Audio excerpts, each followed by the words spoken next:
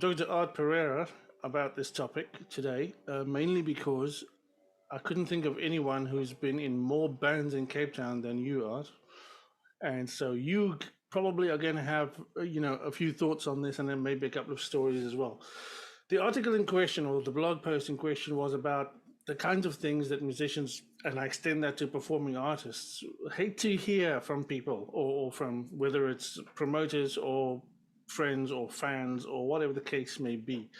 And I listed a few that I could think of and sort of what my gut reaction to those were. And I wondered if, today we could have a talk about whether or not you agreed with my take on them, or you disagreed with my take on them, or whether you've had experiences of your own. No, thanks for having me. So I read through it and I've pretty much experienced everything that was said in there, especially when people are shouting out for random songs. Yeah. There's also what I call the John March syndrome of play some fucking metal, like coming out of the back of the crowd. But that's always, that's always fun. But yeah, I mean, through many years, I've had a lot of those experiences, and especially when you asked me to think about it before, I was like, you kind of forget all those things, and then as time goes on, you remember little bits and pieces, because you don't take too much stake in it, because you're just there to play a show, and you forget about that. So then slowly things come, what you remember. And it might not be as clear as as it happened, but yeah, but I did agree with everything that was in there. It did make me laugh. Let's get to the first kind of situation.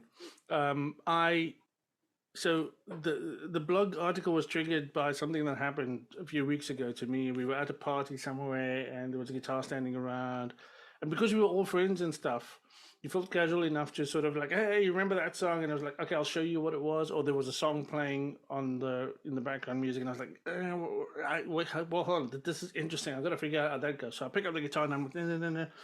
Oh, yeah, okay, that's cool. Because as a musician, you're always hearing stuff in your head or on the radio, or whatever, and there's a curiosity about that which you've got to like. Sometimes you're like, "Ooh, wait, I've got to like figure out what he's doing there." And then there's someone that goes, "Play that song," and it's usually something that's like completely off the radar. Yeah, Notwithstanding the fact that as a musician who's played in original bands and writes their own material, you've got your own vibe going, okay? But now you've got to yeah, play.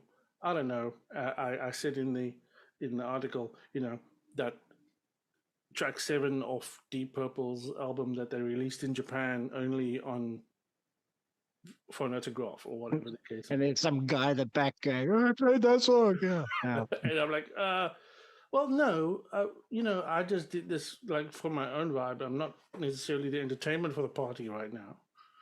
And Mhm. let's not actually go there. It's quite weird, don't you feel? Yeah. It is quite weird. I mean, there was when we played that Bob Dylan tribute show. Hmm. I'm pretty sure quite a few people wanted to do that, shouting out for some Bob Dylan songs that they wanted to hear that wasn't in the repertoire, but they held back. But there was obviously always the potential that that would happen, And I actually think someone did actually shout, play whatever song." I think it happened like once or twice actually, but we just didn't practice it. We Yeah. just didn't learn it. And how are we going to, pick that up? And clearly that's something that if you're in the space of a cover band, you kind of need to have your set list planned, plus a whole bunch of extra songs that some people might. So you're adding in extra work to compensate for the potential that some guy or some person will ask for that song. And when you're like a small original band, it's harder to do that because you don't expect that to happen because, like a small level band. Then when somebody comes and says play Thunderstruck while you're doing a set with My Latest Ex, and you go like, what? Why the hell would we play Thunderstruck? We basically like Blink 182 version 7 or something, I mean, yeah, even so, there's a limit to what you can do, and it's like I find this especially with people who then go on to say, "Yeah, well, I'm not a musician. I don't know how to play anything," and Mm. you know, I kind of sometimes feel like it would be impolite, but I'm kind of also like inclined to explain to them, okay, you understand that playing the stuff requires learning time and understanding music. And we played that Bob Dylan show, and we had quite a large set list. I think it was well over Yeah, it 50 was tracks. almost 4 hours of music that we played. Yeah, um, and Dylan's discography is pretty extensive. So even if we had learned every single song that Dylan had read, no, firstly that's not possible for No. us. Um, but even so, there would have been someone in that audience likely thinking, "I hope they play that," but we just didn't get to it. You know. Yeah, I mean, there's also the flip side of that when bands kind of, I mean, it's not really tied into what we're talking about now, but it made me think of a time when I was playing with My Latest Ex, and we were playing a lot of shows with the Finkelsteins Mm. from Johannesburg. And the one show, they watched our sound check, they learned one of our songs, and then they played it in their set. And then what we try to do is the same thing the next time we played with them. Like we learned their song and played it in our set. So we were ended up, if we carried on going that way, we would have played each other's songs. But you still needed, they still needed time to be in the back there and work it out while it's actually happening. And in most cases, you don't have that time. I think it was one time with Roswell Kings, where an old friend of Andy's uh, wanted us to play a song in the set, and we didn't practice it. So we did our sound check, and we were sitting in the back room, the green room at Mercury, with the phone, learning the song. And I'm like mouthing out the beats, and Andy's trying to work out the chords and trying to remember the riffs and trying to remember the lyrics and whatnot. And Jason was like, "No, it's like this, like this." And then we ended up playing it, but we had some time to prepare, be it like 20 minutes, but we still had time to prepare. But that was the only time I think that we actually come to a request by some person asking for something. And when you're in a small original band, that is kind of special and you want to make that effort. But I mean, I cannot imagine, for instance, the Rolling Stones being that happy Mm. to play the song that, what is the song that everyone, Satisfaction. Satisfaction, yeah. Sure. Everyone asks for Satisfaction, so they have to have it in the set, and that's the song they hate the most. So that could be the other side of the thing. Like they just want to forget it, and people keep asking for it. That could also be quite annoying. The same thing with Sepultura. They play they play like 2 hour sets, and everybody wants to hear Roots Bloody Roots. So they always have to play it at the end, and it must be really annoying because Mm. putting out all this music and they just want to hear something that you've done in the past that's no longer really representative, but you have to keep playing. That's the other side of it where they can't let go of a song that you want to move away from. And then there's the side where you can't give the song that they want you to play because it's either something that you don't know or it doesn't actually fit your repertoire. Yeah. That's it. That is a downside in the examples you've mentioned. That is definitely a downside of having something become so well known and so popular that now you're kind of attached to it wherever you go. And especially if you're a touring band that's playing different places every day or every night over 30 years of your career, you've got to please those fans. That you're right. That is a downside, but it's a different thing when you're It's a different thing. when you're in the case of, as you said, we did the Bob Dylan show, and you currently play in the DeadBeats, which is an 80s band, essentially. Oh yeah, we get that a lot. Yeah. We get those requests a lot with the DeadBeats, man. It's like people wanting us to play either some random Flash Mode song, or they want us to play more Pixies, or they want us to play some other band that we actually haven't even touched. They want us to play Guns N' Roses. And then the one guy was like play Sweet Child of Mine. And I'm like, I am never playing Sweet Child of Mine in my life. That's never going to happen. That's the worst Guns N' Roses song. I'm not doing it. Right. Out of the question. Yeah. So like we were thinking, shit, now we're going to have to figure out a Guns N' Roses song to play. And but yeah, with a cover band, that's a lot. It's a lot harder to deal with because they think you just know everything. Exactly. Yeah, and I think that was the point I was trying to make. It's Yeah. it's not really possible to know everything off the bat, which is why so many bands, cover bands, for example, play to a specific length or theme or collection that they know. Now, it is possible that if a song gets asked for enough, they will go back and work on it Yeah. and bring it back the Yeah. next show. It just means that as a fan, you've got to buy the next ticket and hope, or maybe start talking to them on social media and develop an agreement that okay, yes, I'll come and see it if you play it, or whatever. Yeah, we were asked to play some U2 songs. So we picked a U2 song to play and it bombed and we never played it Ooh. again. It wasn't the one that they wanted to dance to. They wanted probably like a Okay. Sunday Bloody Sunday or Yeah. whatever, and we didn't give them that because I think we need to kind of change our approach and not look at solely playing B-sides as a cover band because that doesn't work. There's an extra element to Yeah. that, though. You also got to play a song that works for the band. Yeah. Sometimes, the band just doesn't do a particular song particularly well, but it does another one quite well. So where does that question come in? Yeah, I mean, there was a few songs in our set that we didn't think would work, but they actually do. Um, we do a Message in a Bottle from the Police, and it's actually it's quite a banger to play when you get it right. And it's difficult to do because immediately when you start the song off, it's like that spider guitar pattern, like that kind of thing.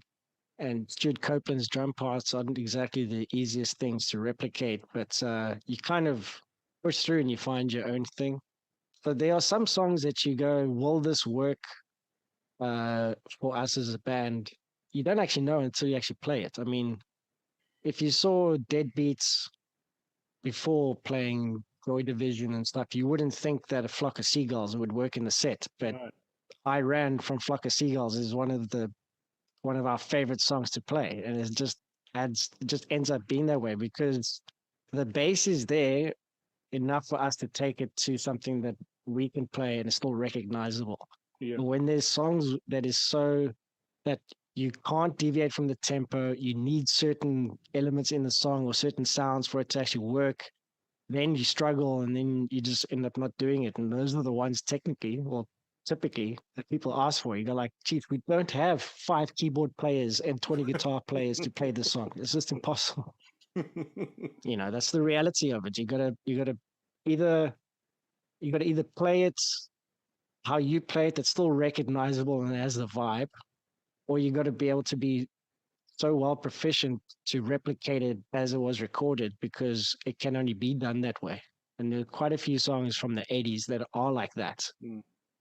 So stripped down kind of stuff that if you take it any further, it doesn't sound like the song anymore until someone who actually really knows the band well enough catches the vocal melodies and go, oh, they're playing that song. But most people won't recognize it, It's tough. I mean, yeah. Yeah.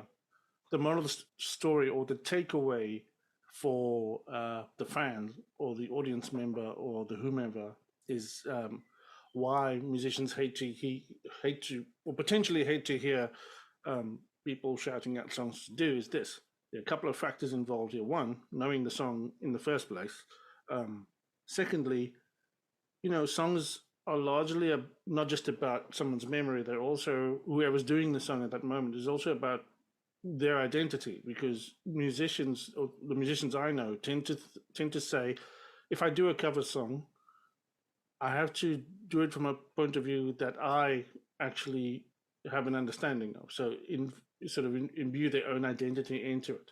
So even if they play it, they're not going to necessarily play it the way you remember it. Definitely not like the recording. in terms of its production, but also they may, it means something different to different people. And as the artist, as a musician, you're playing. In the case of the cover band, is different because it's kind of it's a commercial venture. You're providing a party, but for original artists who do putting a cover in their set, in their original set, that's entertainment. But it's also they've probably chosen that song for a reason that's personal to them. So it's there's this thing going back and forth between an audience and an artist who that is unspoken and unsaid, but it pays to have a bit of respect for why that artist is doing the songs they're doing. And also taking the risk of playing a song that is either unrehearsed or unknown potentially will bring the overall execution of the whole show down. Correct. Because that one would be as convincing. Yeah. And that's what the main thing is. You don't want to, I mean, I'm sure every band would love to play for 20 hours straight and pleasing the crowd and everyone dancing and stuff. But no band wants to play a song half-assed. Because they will remember the bad songs. And using that as an example, on New Year's with the DeadBeats show, we played New Year's Day from U2 for the second time. The first time we played it was last New Year. And we only rehearsed it once. We rehearsed it through soundcheck as well. We worked out the middle and everything, but when we played it, at the end, no one knew where it was going. And then everyone started playing different parts of the songs. And then I was like, okay, we are stuffing this up. Let me stuff it up even more. So I start like stuffing up the drum parts, and then Paul starts playing his jazz chords, and we actually made it like collapse even worse, and it got a laugh out of it. And then they were said like, yeah, we haven't practiced that song in ages. So it takes a little bit of humility and like a self-awareness that when you do make a mistake or you start stuffing up something, you play it up and you make it more entertaining because you're stuffing it up. Yeah. And not many people want to do that because they take it too seriously. Yeah. I don't give a shit anymore. If the song is not working, I'll stop it early. I'll skip the chorus. I'll jump to the end, and I think I actually did that before. It was one of your cover shows that you put together at Mercury. Yeah, and we were doing. We were doing a Cure song. I think it was "Boys Don't Cry." Right. And I think the one guitar was slightly out of tune. I think Tony was singing. Tony Shine, yeah. But yeah, Tony Shine, he was singing, but there was just something weird. So I just got the band to stop the song halfway through, and I was like, "It's not working. It's done." And then Tony looked at me and goes like, "We got to hop a song list." I was like, "No, we don't. Next one." It's over. Next. Yeah. No. Sometimes you got. I mean, like that's what you got to do. Yeah, that's what you got to do sometimes. You got to save. Yeah. Firstly, it's going to save. It's better to do that than to continue to ruin everyone's reputation. Yeah. if you continue the song. Cut your losses, pretty much. Exactly. Cut your losses. Anyway. Yeah, but I mean, I've always done that. When I mean, there was, I can't remember what drummer said that when playing, if you make a mistake, you repeat the mistake to make it look like it was on purpose. That's good advice. But that's what you risk when you're playing a song that you don't really know, or you just learned like 5 minutes before, because you can't remember everything immediately. I mean, it takes a few runs, and it's not ideal. Some people can quite relish that. And on that, actually, in 2005, going from 2004 to 2005 New Year's, I had that experience. I was stage managing at a New Year's show in Langebaan, and it was a total failure of a show. It was a 2-night thing. The second night had New Porn and Just Jinger playing. So New Porn, which was Arne Carsten's band, they pulled out, and then on like the last minute, and then Just Jinger also pulled out at the last minute. And I think Prime Circle still played, and Parlotones were also there. I think they still played, but it was Just Ginger and New Porn that they pulled out. and Albert Frost was playing with Newport at the time. And then Albert Frost was going, okay, if we're not going to play, I'm going to do my blues stuff, right? So he went to Skulk from Bed on Bricks to play bass, and then Barney Simon said that Albert Frost is looking for a drummer to play, and then I went up to him and I said, like, I'll play for you, and I ended up playing the show because all the other drummers for the other bands, they were already partying and they're drunk already. So I played a 5-song set with Albert Frost and Skulk doing his blues stuff, and I never heard it before in my life, and I had to kind of wing it through the whole thing. And that was like, I don't remember anything besides the part where Albert broke his string and then he told me to do a drum solo, and I already had a stick broken. So I was playing with one full stick, one half stick, and I had to do a drum solo while I was changing his thing. And I'm shouting at the Parlotones drum. I'm going like showing him my stick. So he runs around, gets me another pair of sticks, and then I was playing those sticks for that show. Oh, yeah. And it went really well, actually. Apparently, it went really well. People said, like, I didn't know you know that stuff. I was like, I didn't. Well, It takes like a very special case to pull that kind of thing off. But I was the only one in the band that didn't know the stuff. Yeah. And Skulk was walking me through everything. He was like giving me the tempo and the kind of the swing and all that stuff. And I was just playing to his body motions and instructions and mouth movements and whatnot. But that was just me, and holding a beat is fine. You can hold a beat and the whole song will go through. And it worked out really well. But if all three of us did that to songs that we sort of knew, it would have been a total disaster. Right. And even though you come away from that with a fairly happy memory, or at least one that goes like, ah, that was fun. At the time, I'm sure it was incredibly stressful. Oh, it was so much stressful, but it was really great. I mean, the support that I had was like, I mean, look, I don't want to go too long into it. Yeah, I don't want to go like too long into it because I can talk about it for days. But like the day before, I mean, I was stage managing and I befriended Barney Simon. But I spoke to him the first day and I didn't tell him that I was in a band. I didn't tell him I was a drummer. I didn't tell him anything. I was just talking about other bands and other bands he should check out, And then the next morning, Just Ginger was doing sound check. So I set up Brent Harris's drum kit the way I remember it. And then I did a drum check. And then right afterwards, Barney basically tackled me. He goes like, you didn't tell me you could play drums. It's like, why didn't you tell? It's like, I didn't really want to, whatever. And he was the one that ran from the back area. He ran to me to tell me that Albert was looking for a drum. He goes like, there's a chance. Because he said the day, I'm going to get you to play drums. And it was almost like a prophecy. Because I'm going to get you to play tonight. So he ran to me to say, tell Albert that you need to play. So I was already like so nervous because Barney was giving me support. And then I go up to Albert and he says like, cool, who did you play for? So I rattle off the bands I played for. He goes, okay, cool, you're playing. And then Antonio Beleza, who was doing the sound engineering, and Lindsay, while I'm doing the sound check, like setting up everything, they're just talking into my ears like, don't worry, dude, you got this, you got it. There's no one better that can do this. You got it. Have fun. Let us know if you need anything in the monitors and stuff through like the monitor mix, and like everyone was giving me like super positive, support. And even the other drummers were on the side, like watching me and going like, is he going to do it? Is he going to do it? Because they were all plastered. So like I had loads of support around me, but that just felt like people that are in the industry were putting a spotlight on me rather than the crowd. So I'm like, I can't stuff up in front of these guys. Yeah. And then my stick breaks. And then Albert breaks a string and he tells me to do a drum solo with 1.5 sticks.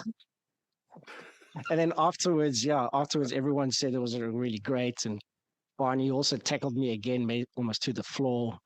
And it was like, and then I bumped into a friend a couple of years ago and I told him about the story. He goes like, you were playing the drums I was there. That was amazing. So I felt a bit of like, vindication or something. And then that I know that even though I don't remember a single thing besides the very stressful parts, that it went well.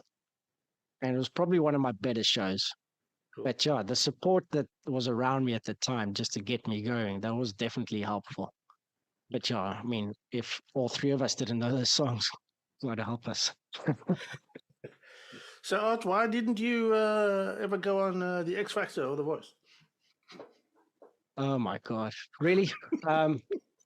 I read that part and I can't agree more that those shows like X Factor and stuff was sort of like a fortune teller or prophecy of things to come, which is instant gratification. You know, people want to be instantly famous, and people are watching you, and they fall for your soppy story to get you up to the top. Then you win, and then 2 weeks later, what next? You know, then like the hard work goes to try and maintain being at that level that people put you there. And it's a sharp rise and there's a sharp fall. I mean, I think you would have a better time of it if it was a much slower incline to your career, because then the tail off will also be gradual as you retire, because you feel more valid within your musical stuff. But through a TV show, it's almost like a game show. It's like, oh, you won that. Oh, cool. And then it's like you're not going to be revered as an artist. I mean, very rarely. I think it was the first two main American Idol winners got to do something out of it because it was new. But now it's like a game show. It's like that Squid Game game show that they got out now. It's just a competition. It's not really musically valid in my opinion, and it never really was. It might be a showcase for someone's amazing voice and talent, but because of how the shows are structured, there's no real point to it. Yeah, I think in the article, in the blog article, I mentioned that it felt to me a lot like an opportunity for people to sell these stuff, sponsors, for advertisers to go about. It's all. I mean, that's how it's all paid for. Yeah. Advertisers is what keeps the show going.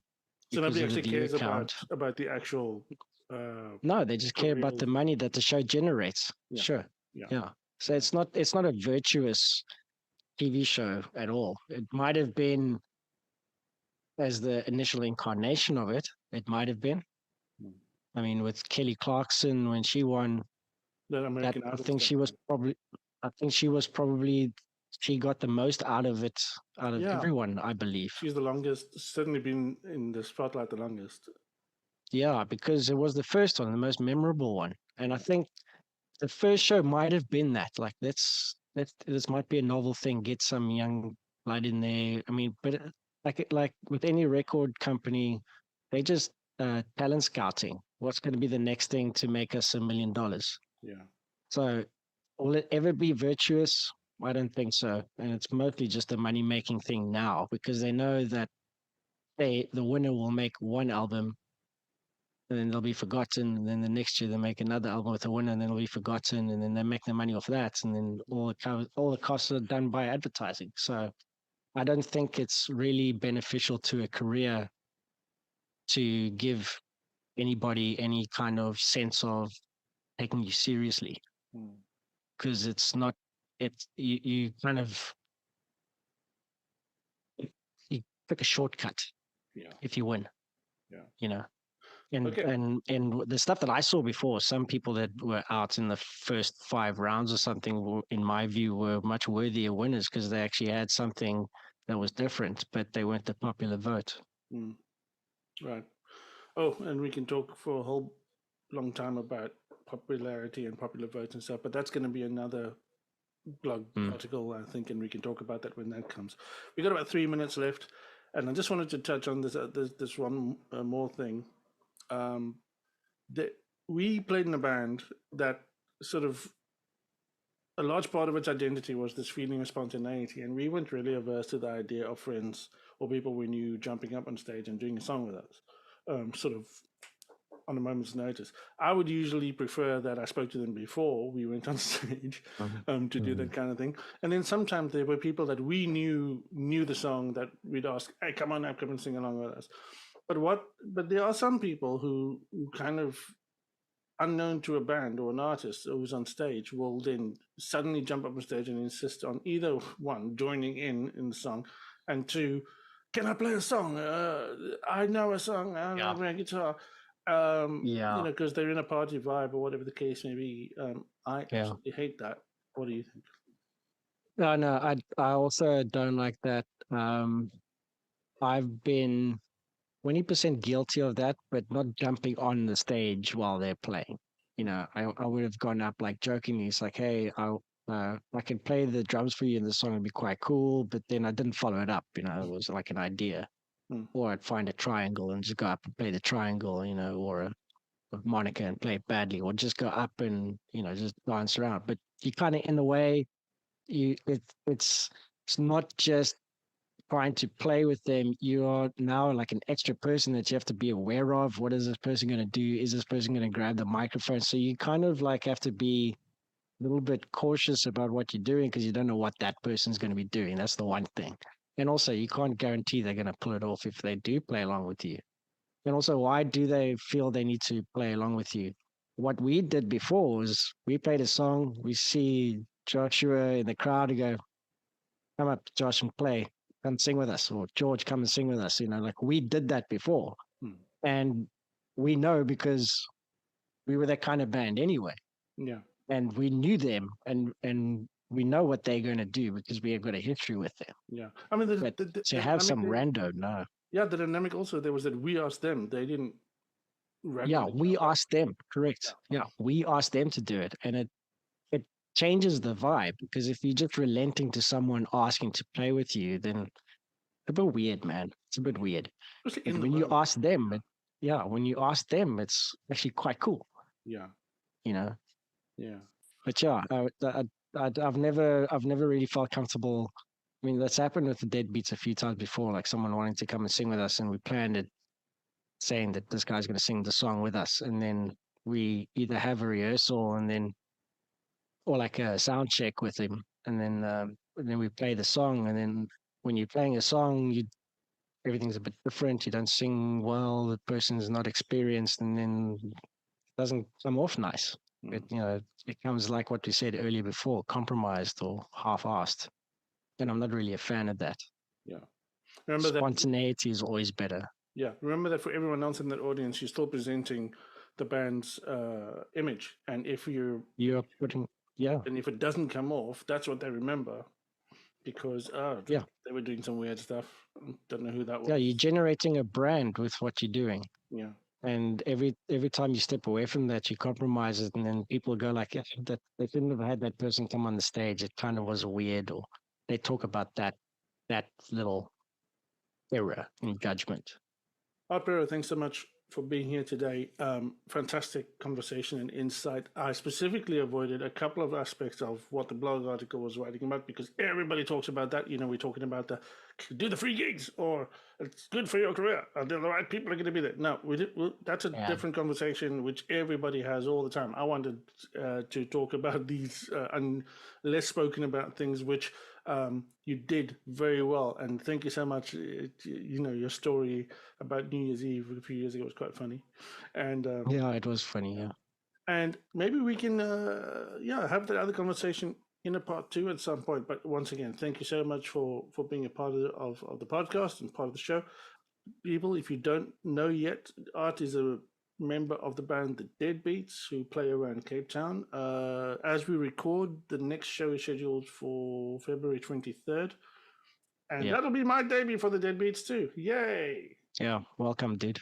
Really appreciate your insight, and we're going to have you back a few times if this continues going, if this podcast. Yeah, happy to do so. Thank you very much.